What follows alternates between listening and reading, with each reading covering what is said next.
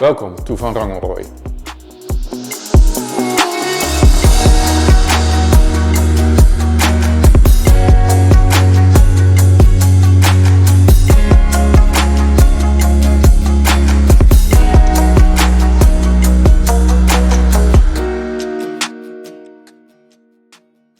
Hi, my name is Elwin de Veld and today I would like to share with you my knife sharpening.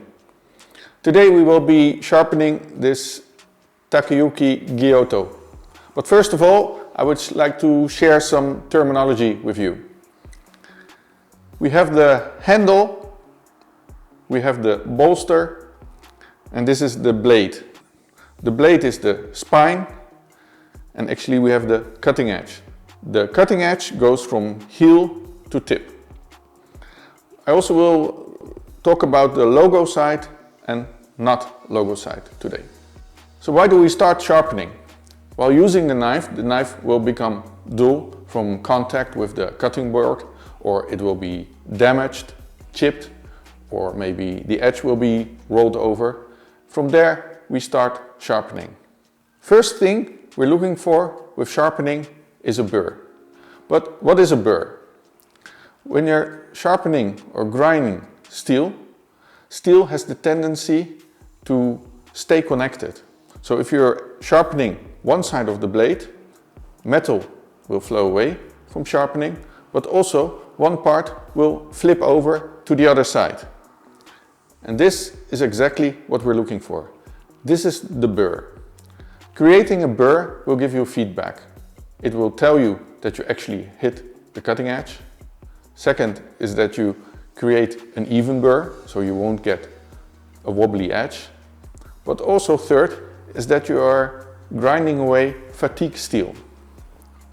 While we use our knife, our cutting edge can be damaged or rolled over. So if we have the cross section of the knife, this is our edge. If we are using the knife on the cutting board, the edge can be rolled over. You can use a sharpening rod to align again your edge, but at a certain moment, after many alignments, your steel is going to get fatigue. As an example, I have here this paper clip. If we pretend this paper clip is the cutting edge, and it will be flipped over to one side, then aligned again and rolled over to the other side, at a certain moment it will break. This steel is fatigue and we have to sharpen it away. To prevent to have this fatigue steel or rolled over steel on our cutting edge, we have to start grinding away metal. Today we'll be using synthetic stones from coarse grit to a fine grit. These stones have to go into the water for 10-20 minutes to soak completely. While we are using the stone, the oxides in the ceramic stone will grind away the metal and will start to create a new edge. Today we'll be using the ceramic stones. The perfect setup for sharpening your knife, you will need some items. First of all, you need the stone holder. This will keep the stone in place while you're using it, so it doesn't move away. Ceramic stones are also to find in different grits. From coarse to very fine. From low grit to very high grit. The coarse stones, we will use them when their knife is damaged, and the fine, higher grits are for refinement and polishing. This 220 stone is a coarse grit. This stone I will use when my knife is very dull, when my knife is damaged or chipped, or when my blade consists of a very high level of hardness. I will start with this stone. Today we'll be using this 800 grit, as our knife is reasonably sharp still. But first of all we have to condition the stone. Therefore I've brought this pencil and I will draw some lines on my stone.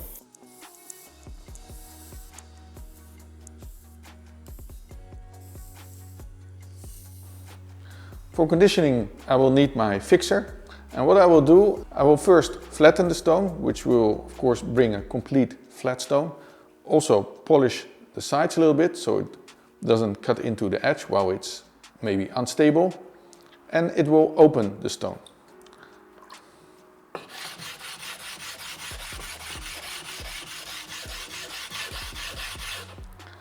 So how do we know our stone is completely flat?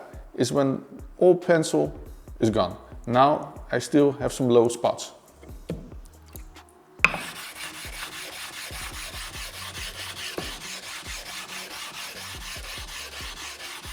I will be rounding off the edges so they're not so sharp for cutting edge. And now I have a perfect stone to use. Before we start sharpening, I would like to talk about geometry of the knife, which is very important to have an idea about the cross section of a knife. So a knife is always an apex.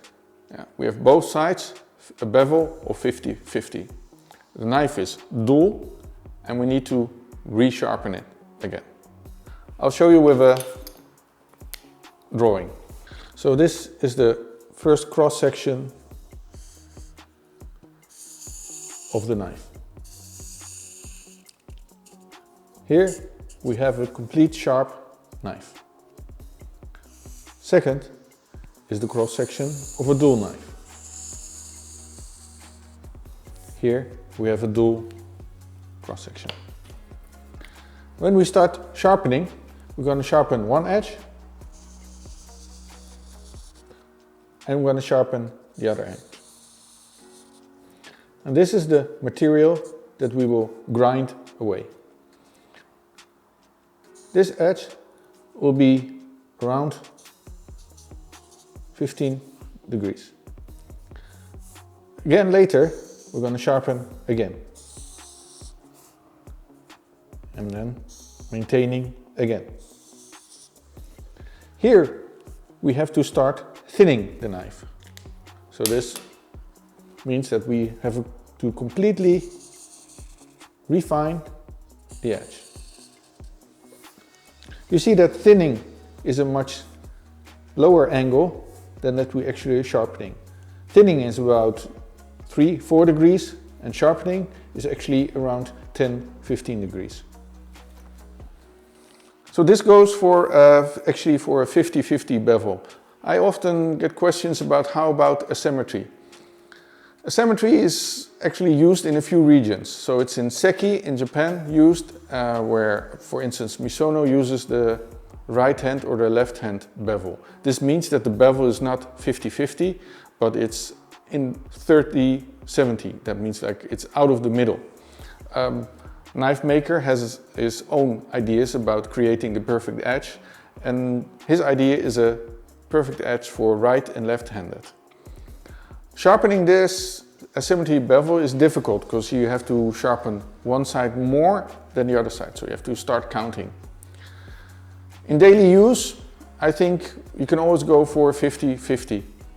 You always have a dominant hand and yeah, maybe 50-50 will be 60-40 in the end. It won't influence the sharpness. What more is important, that we're doing the right thing. Okay, from here we start sharpening on a stone. A few things are very important. First of all, position. Position is in front of the stone. Just focus on the middle of the sharpening stone. Of course, keep your stone also the whole time wet. So put water on it to keep the structure open and to keep it sharpening. Otherwise it will get clogged and then it's useless. Second, how do I hold the knife? First of all, I'm right-handed. I will hold the knife exactly like I'm cutting. Hold it on the handle, and from here I'm going to decide which side I'm going to sharpen first. As right is my dominant side, I will start sharpening the logo side first. So the spine will be away from me and the cutting edge will be towards me. First position on the stone is on the part which is closest to me. And I will put on a 5 o'clock position, like that. Why not 19 degrees?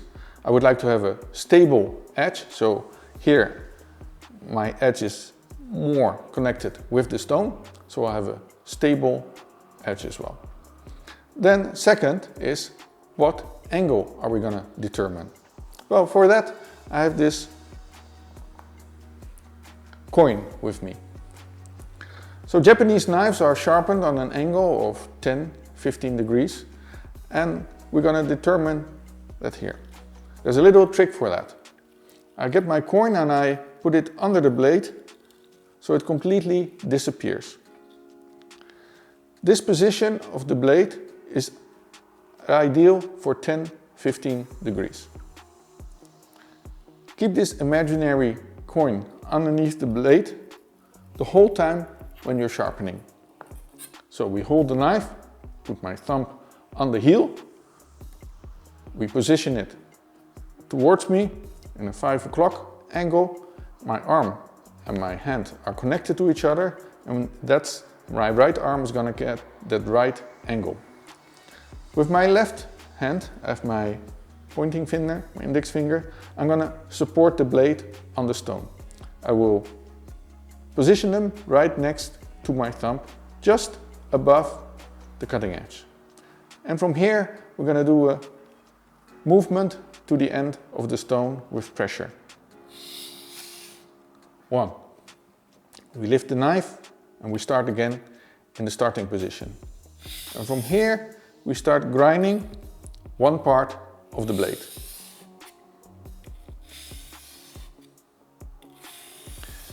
As we have a consistent feel about this, you can also stay connected to the stone, which is actually use pressure when you move the knife away from you and guide it when the knife comes back to you. Pressure when it moves away from you and guide it when it comes towards you. Keep focus that your index finger of your left hand stays on the middle of the stone. Also important is that the heel of the knife just will ride along the right side of the stone. In this way we're going to have a solid motion while we're hitting the edge. So when do we know that we actually are sharpening? Well, we are looking for that burr. By feeling the blade with your hands, you can actually feel the burr. Be careful, but put your thumb and your index finger on the blade and just feel along the edge. After a few strokes of sharpening, you will feel that the burr is rising. You can feel it with your nail or with the thumb. We're gonna create that burr on the complete cutting edge. So we're gonna start now here from the heel, but now we're gonna go to the next position of the blade. This means that we're gonna move over for the white of the stone. We're gonna do exactly the same. Push the blade and guide it back. Be aware that you still have that 10-15 degrees angle. Consistent angle is very important.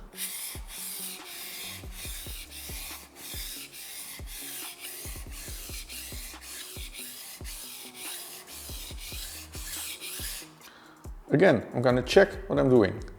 I'll feel if I created a burr. Yes. This means I can go to the next part of the blade. I can also see on my stone that I'm actually sharpening. I can see residue of the steel and the stone, which is called the slurry. The slurry indicates that we're actually sharpening.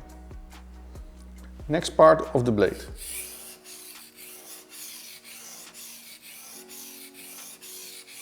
If you're more consistent and get the hang of it, you can also move slowly with your left hand fingers towards the tip.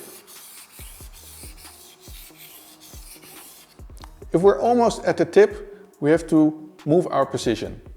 As we are sharpening the whole blade, the tip always goes up, so the knife blade is nice and rounded. To actually hit the tip in the right position, we're gonna sharpen the tip while we lift off our right hand a little bit, so we can make that nice, that corner of the tip. And we're gonna do exactly the same strokes with the tip. Not too high, because then you will damage your stone, but exactly again on the 10-15 degree angle.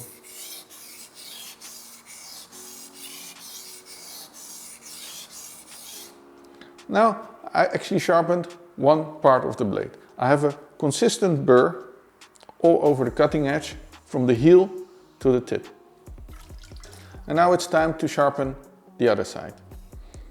I turn over the knife and I'm going to have the logo facing the ceiling. Again, I'm going to put my index finger now on the heel to support, and I'm going to start at the end of the stone, away from me.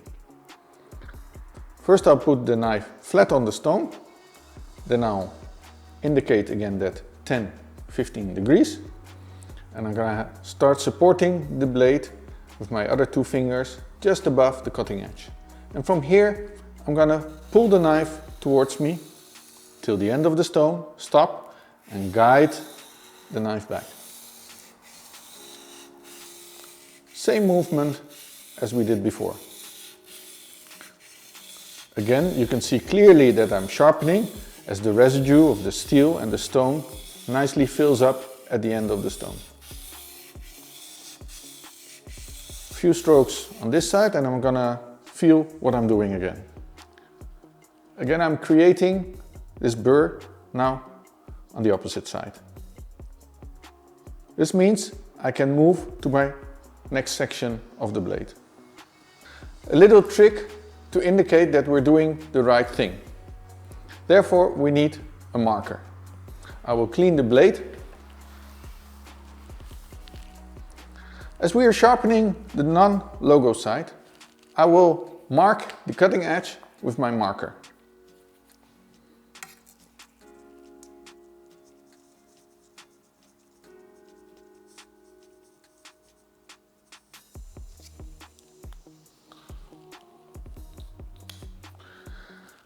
Indicates here the marker directly the cutting edge. So again, I'm going to position my knife on the stone.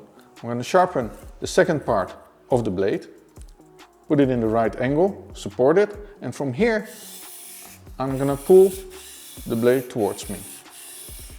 I'm going to check directly what I'm doing. What does this indicate? What happened here? As you see, the marker is gone now. So this indicates that I actually hit the cutting side. If the marker is still there, this would indicate that actually the blade was too flat or the angle that you were using was too high. So a trick to see if you're doing the right thing. I'll keep my stone wet and I'm gonna prong. Just pull towards me. So if I'm consistent and confident with my sharpening, I can also use my left fingers to actually walk towards the tip and still put pressure on the middle of the stone to have a consistent, or to create a consistent burr. Just before I reach the tip, I again have to lift my right hand a little bit because we need to follow that round edge of the blade. Not too high, otherwise I damage the stone. And now I finish the tip. Again, I'm going to check what I'm doing. I'm going to feel, yes, I have a consistent burr everywhere. Now we are ready to center the cutting edge. So we've sharpened one side of the blade, we created a burr. We sharpened the other side of the blade where we created a burr, and now we have to center the cutting edge. A different movement, which I will show you. Again, I hold the knife and I'm going to sharpen the part with the logo. I'm going to start with the tip and I'm going to make one smooth movement from tip to heel on the stone. I support with my left hand just above the cutting edge and I'm going to maintain that imaginary 10-15 degrees. So I start on the close side of the stone to me, put the tip on the stone, and from there one smooth movement to the end of the stone. I'm gonna repeat again for a second time. One side. Now I'm gonna turn over the knife. I'm gonna do exactly the same, but then on the other part of the edge. Here we have to count how many strokes we did, because we want to center the knife. So we did 2 strokes on one side, and now we're gonna also do 2 strokes on the other side. I'm gonna start at the end of the stone, again that 10-15 degrees angle, support with my left hand, and I'm gonna pull the knife towards me from heel to tip. 1, 2. Again, last time, but then softer. Care about your knife. So, 1 stroke, very light, pull it back, clear. Now I have centered the edge. We've sharpened the knife now with an 800 grit. That means it will get this toothy 800 grit bite. It will go through a tomato, it will go through vegetables, easy and very clear. I will clean the knife. I will show you. From here, you can already start cutting. But you still hear that little bite into it. So this knife is now good to use for vegetables, but if you want to cut more delicate products like raw fish or raw meat, you would like a higher degree of polishing. Actually, we are not changing the angle when we are polishing, but we are refining the grit. We had the 800 grit and now we move over to the 6000. We're going to start doing exactly the same. First, condition the stone. I'm going to start with my fixer and open the structure of the stone. Round off the edges. So the other one.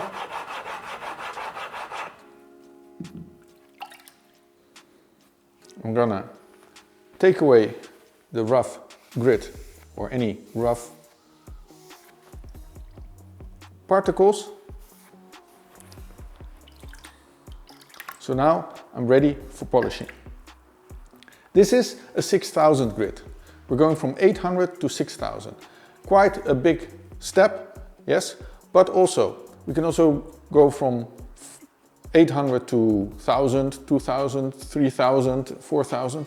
But the more steps you make, the more difficult it will be for you. If you make one mistake in a 4000 grit, you have to go back to the 800 and start from the beginning again. Now we're going to start polishing. Same position with the hand. I'm going to start with the logo side first, edge towards me, spine away from me. Position 1, at the beginning of the stone, I'm going to maintain that right angle, support, and from here I'm going to start polishing. You directly hear the difference as well, as it's a velvety sound of polishing. Now I'm more consistent and know what I'm doing. I'm going to slowly walk with my fingers to the middle part of the blade. Keep on polishing, keeping that angle straight, slowly towards the tip. And here as well, you can see the residue coming up of the stone and the steel. When I'm getting closer to the tip, I'm going to lift my hand a little bit to get that rounding of the knife nicely. As we're polishing, we're using a finer grit. The burr will occur, but it will be way smaller or almost not seeable or feelable. I can check. There's a minimum burr occurred from heel to tip. What I also can do is actually see what I'm doing. So as you see that I hit the cutting edge, after using a polishing stone, it will be more shiny, more polished, and it will be reflecting more light. This way you also know what you're doing. This way indicates that you're doing the right thing.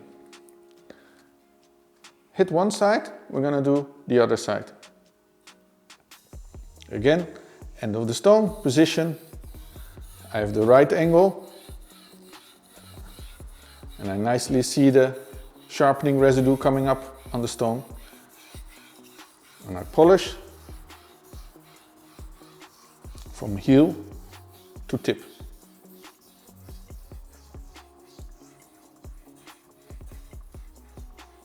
Again, when I'm at the tip, I'm going to lift my right hand a little bit. So I have that nice rounding in my cutting edge.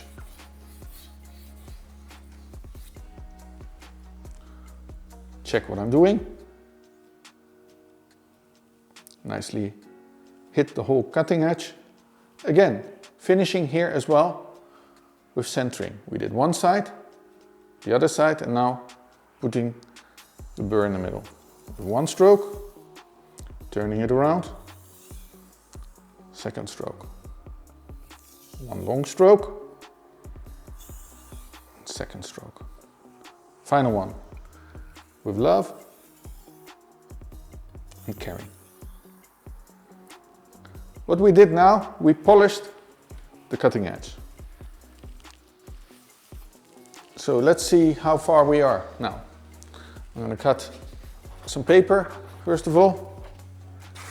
You see it has that smooth cut, less toothy, less resistance. Ideal sharpness for cutting raw fish or raw meat, which you have to display. It will stay good for a long while. You don't destroy any surface of the product. Another thing where we always can check if the knife is really sharp is by cutting some chives. I'll show you the sharpness. As you see, while I'm cutting the chives, no chives are damaged. Nothing is squashed. No juices are lost. Of course, this process will go on through the whole cooking. That actually, when you're not damaging any chives, taste will remain, which is important, of course, in your cooking strategy. To sum up this demonstration of sharpening or maintaining sharpness, we started with a reasonable sharp knife to maintain its sharpness. If your knife is completely dull, broken, chipped, or in bad condition, please first bring it to a professional sharpener who can recondition it first and get it to the high level of sharpness. And from there, you're gonna maintain your sharpness. Second of all, please remember, it all takes time. Please take your time, have your moment. This is not something you can do quickly. Third is that all things that I've seen on the market that will quickly sharpen your knife, or pull sharpeners or diamond plates that easy to use, my idea is that the results are not as refined as when you're using the ceramic stone. This traditional Japanese way of maintaining your sharpness is the best way to get the right result. Thanks for watching and enjoy your sharp knives.